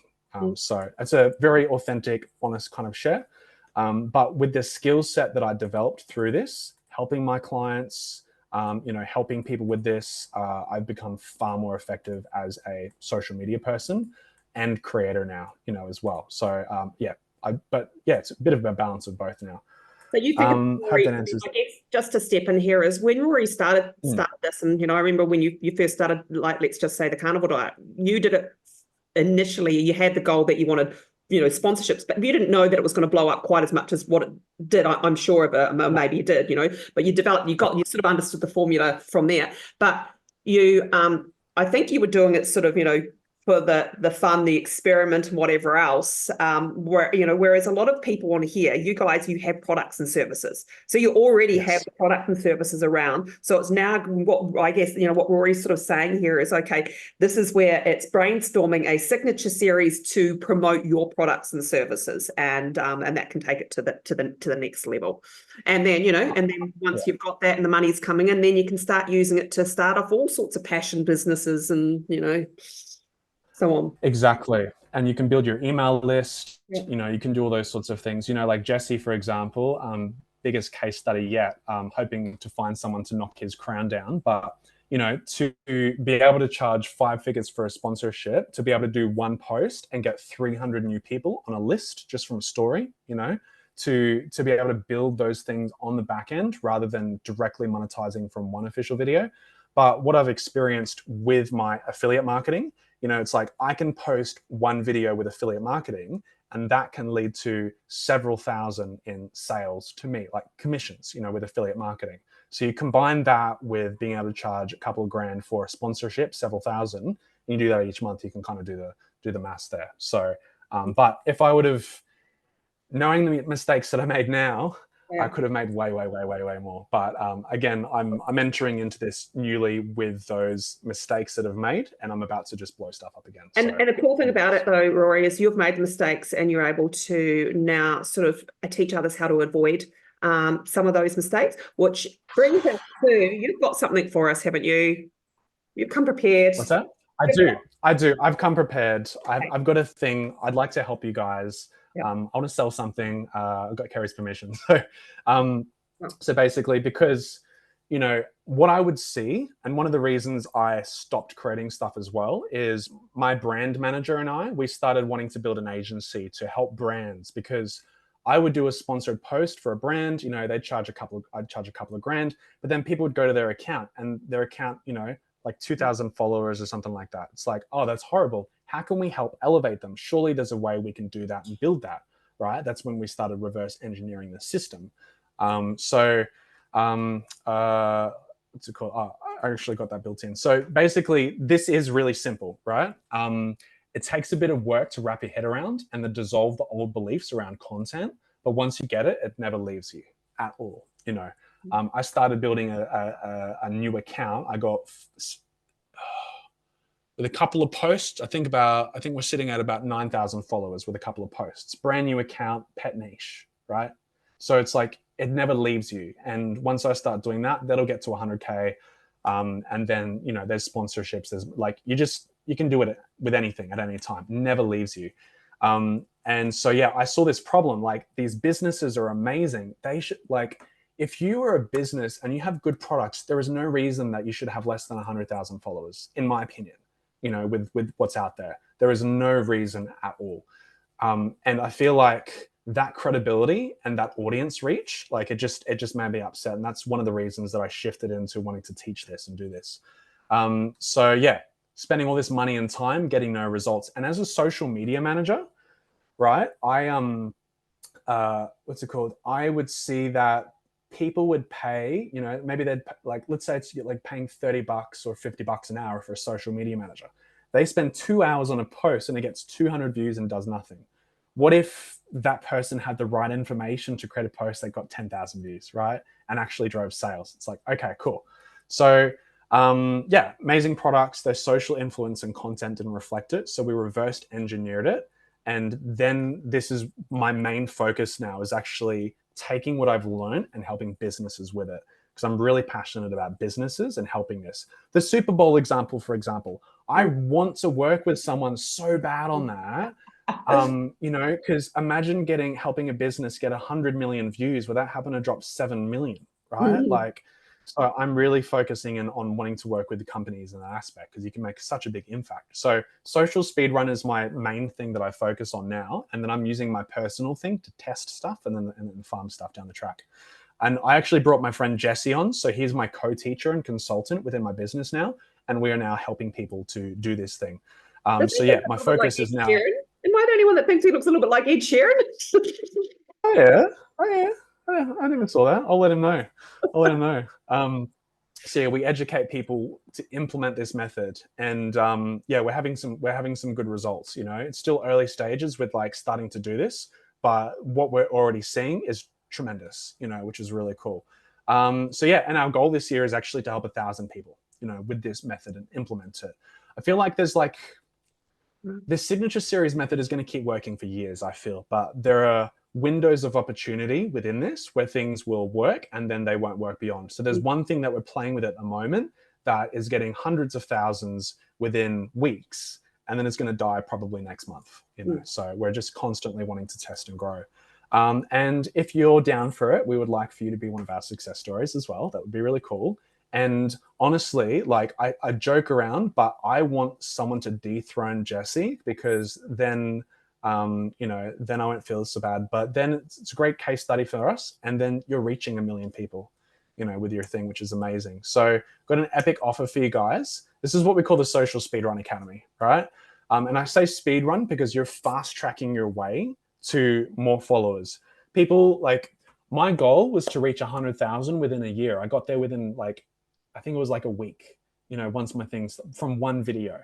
Right. So imagine speed running you the way. So then you don't have to think about, my goal of 100,000 followers. Then it's just about diving deep with your audience and working there on that sales. You're trying to do a Hormozi, an Alex Hormozi thing in that screenshot back there, Rory. Oh yeah, I've got a whole thing that I'm working on around that, actually. You'll see it. Full Hormozi. Hormozi on it. Because another thing you can do is social hacking within that, right? But anyway, the first bit, all those steps that I talked about, we actually go through it, and I've put everything, like, I'm not worried about competition at all, because I know that I can attract any audience in any niche at any time and differentiate with personality. And same can you. And I feel like even 1,000 people can do it. There's no issues at all. So you'll learn all of that stuff that I talked about in the pre-work. In the mindset strategies and everything like that. Understanding the platform. So we go deeper into the algorithm. We go deeper into the difference between the platforms, because what we do is we post on Instagram, Facebook, YouTube, and the other one, TikTok. And if I was to just post on TikTok, I wouldn't have gotten the benefits of all the platforms. And then Instagram ended up becoming the best, right? And then Facebook, I got like 42,000 people. I'm like, wow. And it's really engaged there. So you just don't know. So we focus on all the platforms, and then you learn how to do it differently. And then you learn how to outsource, and you also learn how to kind of play that game and repurpose. The research thing. So I showed you like one page of that. I've got really in-depth research stuff on how to understand the platforms, how to understand your audience and niche and what they consume. We've also got the how to make a good video. So we go deeper into the hooks, the payoffs, dopamine hits, storytelling. You know, I covered that for like 15 minutes, but we've got stacks of stuff here, including like over 100 hooks, payoff examples, storytelling. Like we go, like it's all in there, you know, and Jesse and I are constantly adding stuff. We go deeper into the signature series method with more, what's it called? With more examples, because that's one of the big things that we do is we curate stuff constantly. I'm researching and adding and curating for you guys. Another thing we didn't talk about is series stacking. So Jesse did series stacking where he had 3 different series running at the same time, which is what accelerated his growth and just took it to the next level. So, you know, you've got this level, and then you can 3x it by that series stacking. And then we've got, what else we got here? Sorry, it's clicking that wrong. We've got creating your videos. So if you want to know how to create them, script writing, recording them, you know, bulk producing, faceless videos, all that stuff, camera confidence. We just wanted beginners to come in as well. Publishing and editing, like you can edit all of this on your phone, all of it on CapCut if you want, which is really simple. Or if you don't like editing, then we've got different platforms that you can learn how to find editors, how much, you know, they charge, everything like that, adding captions, subtitles. And then that analyze and adjust those graphs. We teach you how to find it, how to read it, and how to adjust and move forward from there. And then, yeah, like we've got, you know, bonuses, all that jazz. So basically, you know, how to use IG stories to sell. We've got templates. It's just like, it's stuff that when I'm going to start training people to work with me on this, I'll give them this. I'll be like, go through my course. It is literally the exact same thing that I would teach them, you know, to go through that all in the one place. And then, yeah, so that's basically the course. But what we've got is we've actually got a community that we've got behind it as well. So one thing is the course is great. You go through it, you will get results just like that chick who, you know, got 64,000 people, 1,500 in sales with her 3rd series and about 15 or 21 altogether. But we've got a community. So if you want to, you know, get feedback from me with Jesse, we've got weekly calls. Like I said, last night, we were on a call for 3 hours. You know, you don't have to be on for the full 3 hours, but just like, we're just really giving that feedback because, you know, like I can look at literally any business, even a funeral, and I could know exactly what content that could be created with this series, you know. So, you know, me in there each week, you know, all that sort of jazz. And yeah, you can use that on your phone. School is incredible. It's a really great app.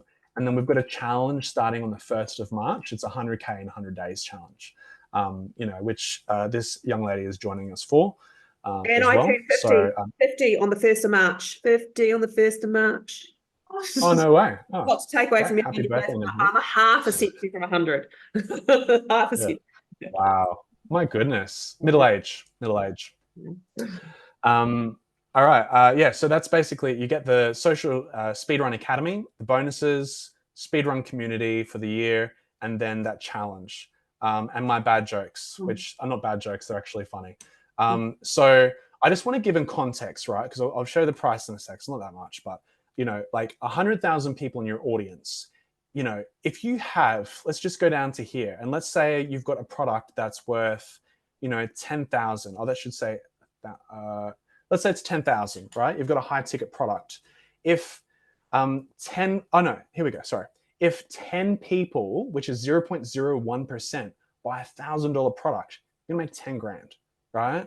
So, and that's just, you know, coming through that thing, right? And that's just an example of the numbers. So, 2 sponsored posts, you're making 72K a year with that kind of level, right? If you're niche. So, you know, it's worth a bit. You're not going to pay 10K. You're not going to pay 5K. You're not even going to pay $100,000. So, Carrie's going to get me in trouble for being really cheap, but it's $597, you know, at the moment for this, because what we're doing is we're wanting to build more social proof. We want to help as many people as possible. And then, we want to really, get some great testimonies. So that's what you're getting for like a year in this community, the course, everything like that. And this is for like a really limited time. So that's what you're getting. I'm gonna go a little bit further with this, guys, because that is incredible, that price. And especially to get you on weekly calls to help people do this, to simplify. If you're doing content anyway, why not do content in such a way that you're going to actually get, have a series and get results rather than doing content here and there? I believe it's Australian dollars. Is it US dollars? USD. Yeah, sorry, I should put that on there. Yeah. Either way, still absolutely amazing. But why not have it working for you? And the stuff that you learn here, it actually also helps you with any other marketing that you're doing, like the researching and going and having a look at other TikToks and that. You can get angles for ads. You can see what other people are doing and whatever else. So I would love, action taker generally is you sign up now. Action takers are the people that are going to get action. So up to you, Rory, but I would say, listen, this is something to jump on now. Maybe give everyone to the end of tonight, but then you have to put the price up. I won't accept that the price is this low. I know you get me in trouble. I want to help you all as well, but this is just so incredible. And typically people do need a bit of urgency, and that's part of marketing, urgency and scarcity. So we time frame wise, but yeah. And there's also another option. So I'm not like we'll be bumping this up, very soon. But there is another option because we're also offering like deeper one-on-one stuff, because I'm finding that some of the like Jesse, for example, to be able to work that closely with someone like him, like for me to work that closely with you, where the community is great, but I'm sharing your ideas and the ideas, everyone's hearing it, right? But if you don't want other people to hear that, if you want that just for you, and if you just want support with me over the course of the year, then I've got an option for that as well. So it's basically one-on-one strategy. And this is for a select few people, for those that are interested, just in case. But you basically get everything above there, and then you get an initial strategy. So you go through the course, right? Everything like that. You think like me now, the good parts. You think like me, you're in my brain, we're on the same page. Then we go through the strategy with you, Jesse, and I that we start to build. We give you homework around what you do so you can start taking action and go. And then we've got 12 calls that you can use with me within 12 months. 12 calls on top of those, which are extremely valuable. And then, I think that's it. So you get all that. And if you want to, $3K for those, those calls and that extra one-on-one with me, those calls could go for an hour, they could go for two, so I'm just, it's just a couple of spots for people. I'll be putting this to my list soon, but just in case you want that extra support, it's there. But you've got those two options, right? You can choose that, whatever works for you. But regardless, if you don't even sign up, which I do recommend you do, because the stuff in there is fantastic. But if you take what I've shared with you on this, like that chick did in that first bit, and you implement and you change it. She literally got 128 leads overnight from implementing the series thing. She went that night and she made a video and it worked. So I'm not even joking. Like, if you take what you've learned, you will start to get results regardless. And that was my core intention, is I wanted to present this method to you guys, get you thinking differently. And for those that want to work with me, which I hope is all of you, it is cheap.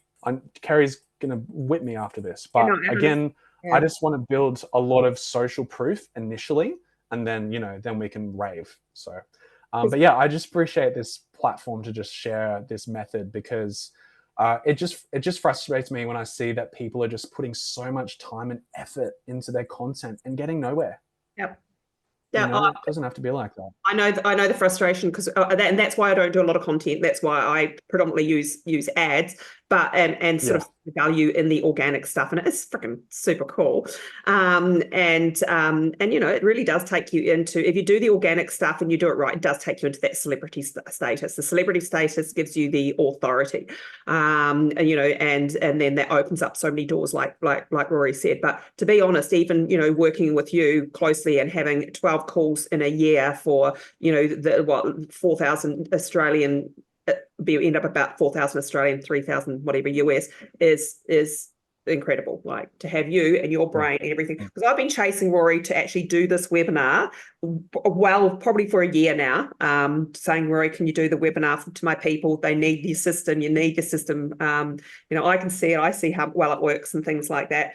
You know, for my own selfish purposes as well, because I want to do this. Totally. And be working with Rory. So I'm thinking, well, if I'm going to work with Rory, who else can I get to work with him as well? And we can all do it together. So thank you. Exactly.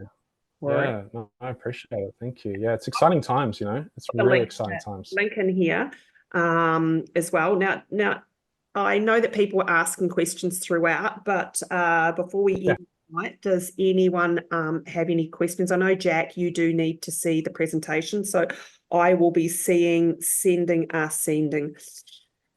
I will be sending out the recording. It's probably just going to be rip raw recording, by the way, and I'll endeavour to get that out tonight, depending on how long it takes to convert. If not, I'll try and get the recording out tomorrow, or it will be out tomorrow morning, if not tonight.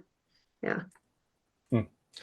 Is there a cutoff time for the great price? How long do people typically, like, after you send an email, you know, how long should we do this for? I was thinking like 48, 72. Yeah. I'm going to be fully transparent there, and I know enough of you have worked with me and know this. You know that when we get on webinars as you know, people that provide great programs and courses and that, we tend to have an action takers bonus, which you haven't offered here, Rory, but you tend to have an action takers bonus for your action takers, and generally you have to honor that for that night. Rory obviously hasn't done that, but that price is so low. You know, typically, again, I would say only tonight's right now. You're going to make that decision and then offer a guarantee for change of mind. But so up to you. But yeah, people procrastinate, and I think that's amazing. So yeah, maybe give you up to you 48 hours. Yeah, we'll do 48 hours, and then you'll see it bump up on the thing. But yeah, that's what we'll do. And like, you can literally, you know, buy tonight, jump in, start going. You know, it's there ready to rock for you. You know, so yeah, we've got our next call next Tuesday, I think. But yeah, it's people here are going saying, Kerry, shut up, let him put that thing on for the next month, come on. Yeah, totally. Yeah, awesome. That's really cool. I'll share with you guys real quick. I know it's a bit late, but I want to share with you one strategy that I'm about to work on. Right. Just wait for Holly Ann. I've just put it in the thing there. socialspeedrun.com/Kerry. Cool. And I'll drop it just in case as well. If it is right price, I go for it. Exactly. Yeah. If it's good offer and wrong price, I still figure out way. That's typically what I've done in the past. I'm like, what do I need to sell? What credit card do I use? Yeah. Should I sell a camera? You know, how many courses do I need to sell? Actually, this is actually really cool though, because once you get to the status where you are good at marketing, whether that's ads, organic, whatever your strategy is that's getting you sales, all you need to do, and it's like John Lennon and his famous statement where he said, he used to write himself a swimming pool. Okay, he knew that if he wrote a song, he'd be able to get enough money to build himself a swimming pool, and that was kind of it. When you learn the stuff and you know it well, that's literally all it is. It's like, all right, for me, I'll put an ad up and sell one program on a course or whatever else. Rory will do one TikTok video. So, and then, you easily make the money to do stuff like that. So, yeah. Exactly.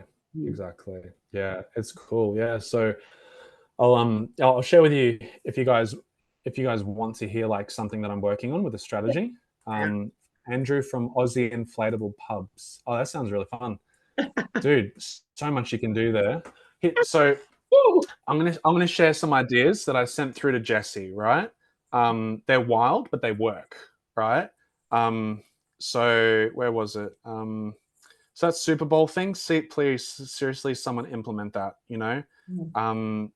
We've got. There was one other one. I'm just trying to find it. So what I'm about to do is I've got it'll either be into a membership or an email list, right? But I've got 3 series that I'm going to be stacking at the same time with this follower farming growth method. And I feel like with this method that we could probably do within the next 2 months about 50 to 100K in sales from a parody, from a joke. Like it's going to be a joke, but I feel like we'll be able to do that because everyone sells education, but no one sells entertainment in that way. So and I could be wrong, it could flop, but no one sells entertainment. So we're going to go down that entertainment route and just really we're going to really play against the enemy of this niche. I won't share fully because it's not out there yet, but we're going against the enemy. And I'm never negatively geared in my content. Typically, it's always positively geared. I'm working towards a positive outcome.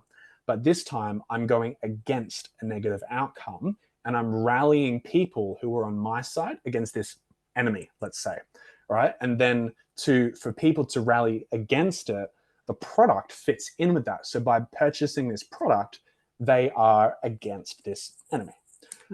So yeah, we've got 3 series that are going to be stacking. It'll either be on a brand new account or it'll be on my account. And then we're just building the product and we're about to launch in February, the first 1 to 2 weeks. So another thing that I'm doing in the community is we're actually breaking down each week, like this is what we're doing this week. We're sharing like behind the scenes of what we're doing and working on analytics, etc. But yeah, it'll be super fun. And then the last thing that I'll add that we're working on, what was it? I think I sent that one to Jesse, is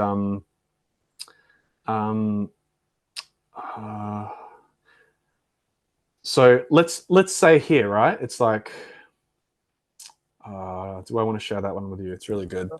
I'll just share it with you, right? So this fits into the enemy or the against and for thing, right? Like if you had a meat company or a jerky company or something like that in that niche, day one, you would do a day 1 of series. Day 1 of sending carnivore care packages to vegan influencers, right? And so you wouldn't actually send it to them. You just write their name on the front.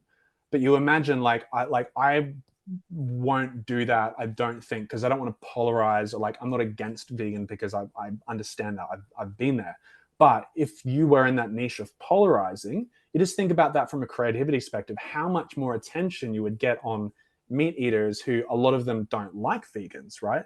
Vegans are like enemies of meat eaters and vice versa. So you pitch those things against each other, creates virality, creates arguments in the comments. And then all of a sudden, this meat company, if you did that, you would get 100, 200, 300,000 people following you in the space of a month. Imagine that, right? And one of the best meat companies in Australia, that's one of my sponsors and affiliates and partners that I work with, they've got like 12,000 or 13,000 on Instagram. Imagine if they did something like that, which they wouldn't because it's not their brand. They're, positive. But yeah, once you start going through this, and that's why I provide the, the coaching, the one-on-one options, because as we start talking, it's like, are you joking? Like the ideas are just outlandish, but it would work. Like I'll give you another one, Dreamland, right? Dreamworld. I was there the other day with my son. Wherever I am, I think of ideas in marketing. It just comes to you. But I thought a great way to get attention for a Gen Z or a young audience is like, because we were walking up the stairs, just like so many stairs. I'm like, I reckon I've done 10K steps. You pay someone a wage or like 5 days a week. Day 1 of getting my 10,000 steps in a day at Dreamworld, something like that, right? Or like day 1 of losing weight by going to a theme park.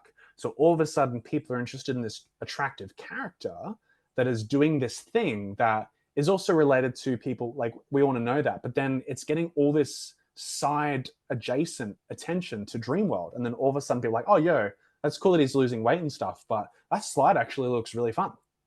right? It's like an adjacent way of looking at it. So, and I could see one of the reels would be, said person walking towards the going up there, staring, then they go past the hot dog stand and they grab a hot dog and go, oh no, I can't. No, I had this. Or 50 more stairs up here to eat this. Exactly. You can go about that anyway. I don't know if anyone wants hot seating, if I'm allowed to do it, if we've got time, or if you want to go off. I think someone wants a hot seat. Yeah. I think someone in there said, there's someone said about a hot seat, but name a topic for a hot seat. If we have, the reason why we have time is if everyone wants to leave, if people want to leave, you can leave, or if you want to watch. Cool. All right. First one, Susan. Yeah.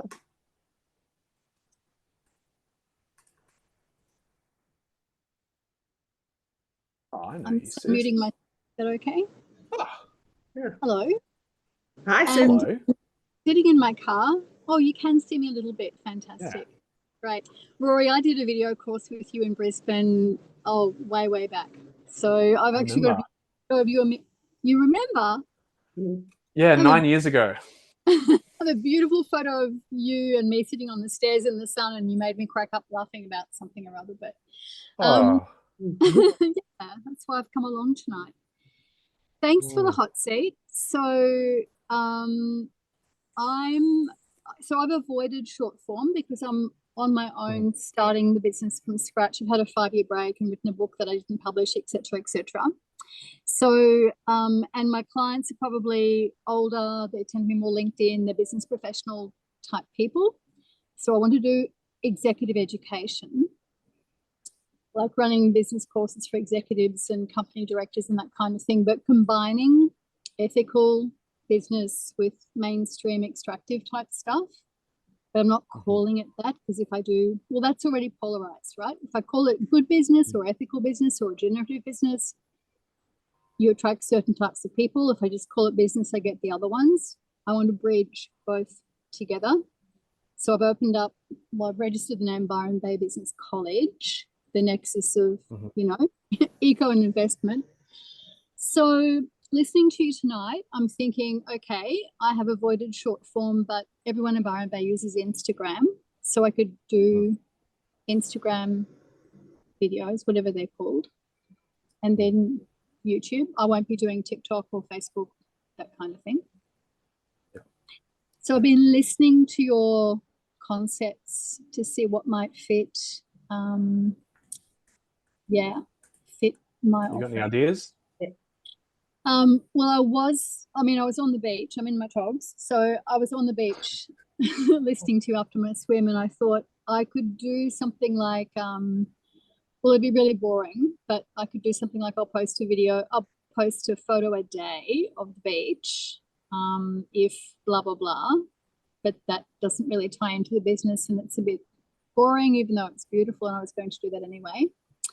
I did think, hearing some of your examples, when you talked about the person who published the book, I could say something like, here's an experiment to see if a concept like kindness in business would actually attract attention.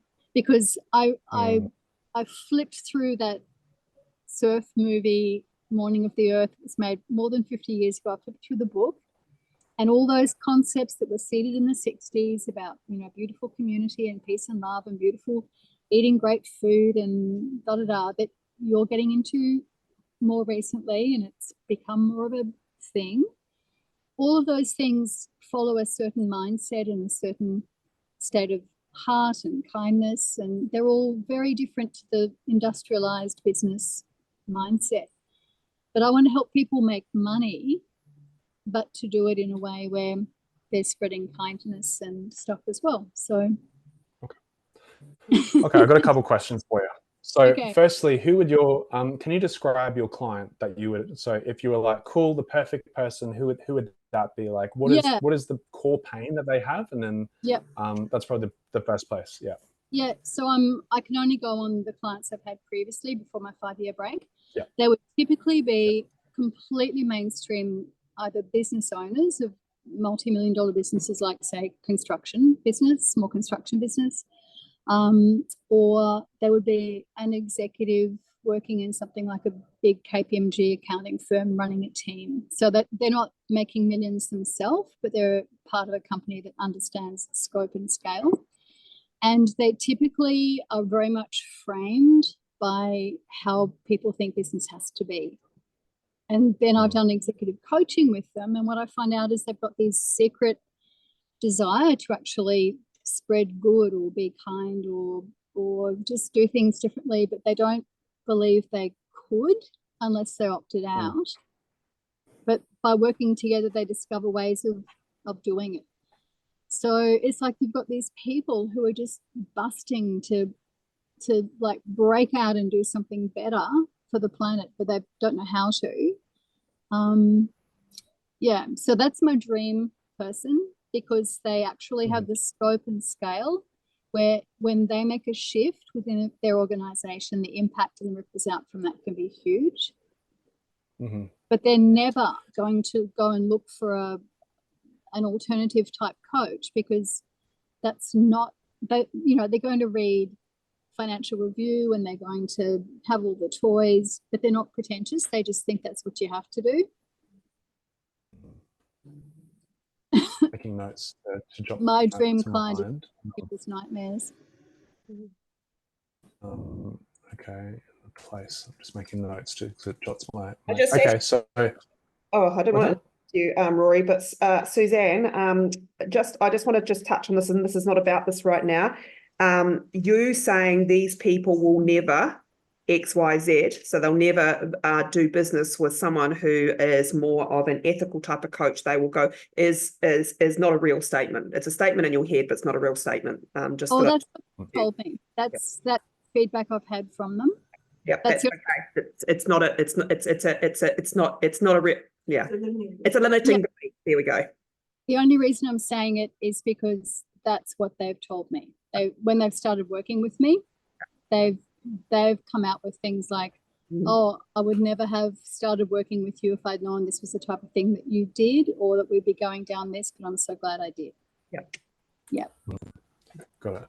Okay, so I think with what you're doing, it sounds like one of the things is like demystifying, because to me it still sounds very unclear about what it is that you're doing. So if that person came to you, and they pay you for an hour, let's say, like, what would you do with them? First thing, I'd find out what they wanted, like what their pain point was, like you're doing with me. And then I would be looking to see what is the thing they're not able to articulate? What is the intangible thing inside them, like this secret desire, or the intangible thing that they can't put into words or they can't make tangible? And I discovered by working with them, because you know how you can see when a person lights up and you can hear the words they say, and you can you can pick it up when you see other people. And then I just reflect back their words to them, and then they're just like, oh yeah, but they give me all the million reasons why they can't do it, but then they work out that they can. Yeah. Okay. You've given me a little tricky case here, but nothing's impossible. So we're figuring it out step by step. And I think it's a good thing that it's not something super straightforward, because I think people can then also see, hang on, like, my thing is not straightforward. How on earth would I do that? But it works for everything. So it's good. Yeah.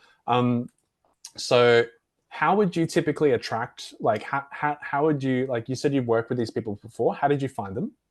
Yes, and that's what's been challenging for me, is that previously I was in Brisbane. And so I sort of knew a few people, and then clients I'd worked with just knew people, and then they were like, oh, give Susan a call. We don't really know what she does, but she sorts stuff out. But now I've moved to a completely new state, new town, changed the name of the business, don't know people, don't know the community. I'm getting to know the community. I've been here 4 years, but I hadn't realised how much word of mouth was really effective in my marketing. So now, Susan, is that you get business word of mouth predominantly? You don't have a sales funnel or anything like that. It's mainly word of mouth. Yeah, people hear you from other people. That is how I got it previously, yes. Yeah. And now we need to Okay. shift marketing online. Okay. And if you were to document the journey of helping a client, what would that journey be? Typically it's been through coaching. So it's been through selling monthly programs, 3 months, like the 3 months first up, and then monthly after that. So I'd sell a 3 month I think what we're meaning is that how, like, if a client comes to you, what's the first thing you do with them to help them get results?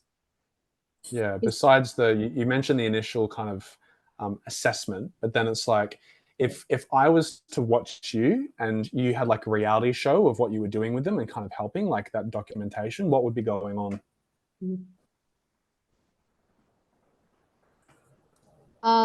Really deep listening. So very deep listening to what they're saying, to hear what they're saying behind the words that they say. Got it. So what I'm kind of like feeling here is it's like, it sounds like there needs a bit more clarity and work around the offer, because to me the offer doesn't sound very clear at all. Because if I was that person and came to you, I'm like, I still don't really know what you do. Like that's kind of what I'm hearing, kind of a thing, just to be upfront. So it's not super clear of like, okay, cool, sure, you work with these people and you kind of help with these transformation, but it's not like black and white, like a one statement, you know? So far it hasn't been super clear for me to understand what that is. It's everything's workable, but that's just kind of that's kind of what the experience has been, if that makes sense. And actually, that's actually a really good highlight there, Rory, because this is what I see time and time again, is people not being able to articulate exactly what they do, which is, Susan, looks quite interesting with you, because that's what you teach people how to do yourself. Someone like, I literally need to book myself in. Yeah, exactly. This happens, but this is all part of the, one of the things, and this is all part of what you can learn in the research side of things. If you are going and looking at other businesses, if you're going and looking and researching other TikToks, other reels, with the guidance model, seeing what you're looking for, you start to see patterns. All of a sudden you're going, oh, this person says it this way. Oh, now I've got what my offer is. And most businesses don't do it. They don't do the research. They find it boring or whatever else. So I find it exciting. Rory finds it exciting just because it triggers so many ideas. But if you can't articulate what you do and what your offer is in a way that someone can automatically know what it is, then you have to do that. That's one of your very first steps, is to do that. So maybe that is doing your own course. Rory, some of the things that I was thinking of with what you were saying and whatnot, and I'm not sure because it is a tough one. This is a bloody tough one, and I know that but one of the things, actually, I just had a thought before, if someone actually does have a book, right? And going back to the book thing, and I don't know if Susan, you did, I know that you said you might have or whatnot, is like, is I've got this book here and I want to get it to Oprah Winfrey. I'm going on a challenge and a mission, and one person, like that one, the paperclip challenge. It's like the book challenge to get this. To get it to Oprah Winfrey, because she's run a marathon, by the way. But something that could be that one thing to get to get your business message in front of Richard Branson. And you're going to go on a challenge. You're going to speak to different people every day and get, do you know such and such? I'm trying to get, I don't know, Rory, whether these things work better than I do, but I think that would be. The book that I wrote was called The Bulletproof CEO, and it was a combination of all the techniques I've given to CEOs, whatever, over decades in a book form. And I didn't upload it to the publisher because that's the week that COVID hit. And then what I did is I used all the strategies from the book to help companies get through COVID. They kept on the staff full-time, full pay, blah, blah, blah, blah. But as a consequence, I didn't publish the book. So it's sitting there, it's in draft form. I have it, I've got the title, the ISBN and everything. And I keep forgetting about it. But the bulletproofing people is what I do, like making really strong internal stuff. So if you got smashed to the ground, lost everything, lost reputation. Get David Asprey to get your book to David Asprey. He's the Bulletproof Coffee guy, right? All right, I'm going to try everything. I've met him, by the way, so you could probably do it through me. But right, I'm my Bulletproof business. I'm going to get David Asprey to sign this book, and we're going to give it away to someone. And that's so fun. Just when I moved to Byron and people said, "What did I do?" I said, "I've got a bullet brand. It's called Bulletproof CEO. I've written a book." Everyone went, "Oh, cool! You're bringing that coffee brand to Byron?" And I'm like, "No, that's completely like." Not at all. Anyway, yeah. But Kerry's right there with something like that. If that's what you're in, that's super clear. Is you could do things around that. So you could play the skit game, you could play the humor game, or you could play the serious game, right?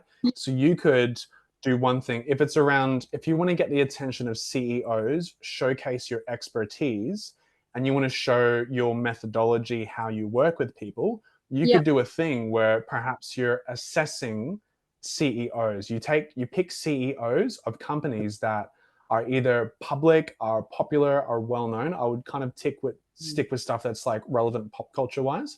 You could look at things around that. You could critique it, or you could do something around that. So I don't know. Let's just take Elon Musk for example. And if you've got a specific methodology, it's like you do something around Elon. And then you do that, and then you move on and critique the next thing. Let's say the CEO of Nike, something like that. So you can give unsolicited advice. Day one, like let's just say day one of giving unsolicited advice to CEOs to make them bulletproof in case another recession comes or something.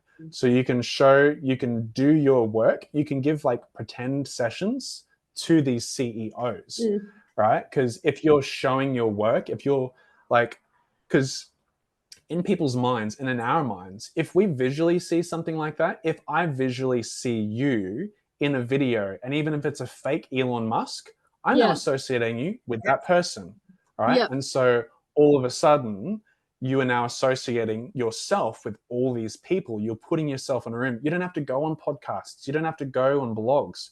You are putting yourself in this. So if you did something like that, that's just like one thing off top of mind. It's cool. And like I could use cardboard photo, like a photo as if they were the real person, and make it a bit sort of humorous and a bit, I like that. Yeah, that's just one kind of example that you could do. But when you're working with that thing, the CEOs or their staff, if you did it right, it pops up, they see it, it gets sent, and then people come through, they see your other content, they're like, oh, there's Susan, people shoot Suzanne. Is it Susan or Suzanne? Sorry. It's Susan, but I speak French, so you must be picking up the vibe. Okay, cool. Awesome. That makes sense. So yeah, it's people start to see it, and if they're like, oh, this person's legit, I like her stuff, hey, let's send it to the boss, because he needs a bit of that, or they'll tag or DM, like you just don't know that ripple effect, right? And then what eventually happens is you become known as this person, because in the I think it's module 1, pre-work 1, you become known as that person that. So people might not know your name, but they will know you as, hey, have you seen that person that, roasts CEOs? It's like, oh yeah. And then people know that, right? Hey, have you seen that guy that's doing that meat diet for 30 days? People know me as that meat guy. They can search for me, they can find me, they can refer to it, versus Rory, like who's Rory Bland? And then eventually people know you as Rory Bland. So there's just a way for people to grapple on and find that. And then from there, you can have a way to communicate what you do and everything like that. But that's just one place that you can get started. Cool. So I've got a couple of academics who are working with me, and a High Court judge who wants to co-author another book on power and honesty and stuff. So I could do what you're suggesting and do not just the CEO, but also look at their business. So look at it through how are these people using power, or how are these, like they say they're doing transparency, but like let's look at it through the eyes of, put on some glasses and pretend I'm an academic. Just go look at it through those eyes. Right, thank you. That was awesome. Thank you for your participation there, Susan. And Rory, thank you so much for your amazing presentation and knowledge and skills, and for jumping on the grenade and doing all the research for us so that we don't have to, so we get the easy ride. I appreciate that. Thank you. I like the fact that you've done it and I can just go onto your coattails and learn exactly of getting because I mean and to be honest, this is purely selfish. I'm working with Rory and I want as many people to see what he does as well. It also helps with what I do, to be honest, if they know the stuff from an organic angle. When I'm getting friggin' one of my videos, it was amazing and I got 28 views on it before the stuff. Formula, love it. I'm excited. It's going to be fun. We are going to blow Kerry up. You guys watch. Check back in like 1 to 2 months once we start working together. It's going to be awesome. Yeah, not literally blow me up, but we could do that. Would be fun. It would probably get quite a few viral views, but Yeah, that'd be awesome. All right, team. Thanks, Rory, so much, and I'll let you go back to your young boy. And if you decide to come on ahead or join Rory, I have put the link in several times over, but I will email out the link to everyone and the replay as well. Yeah.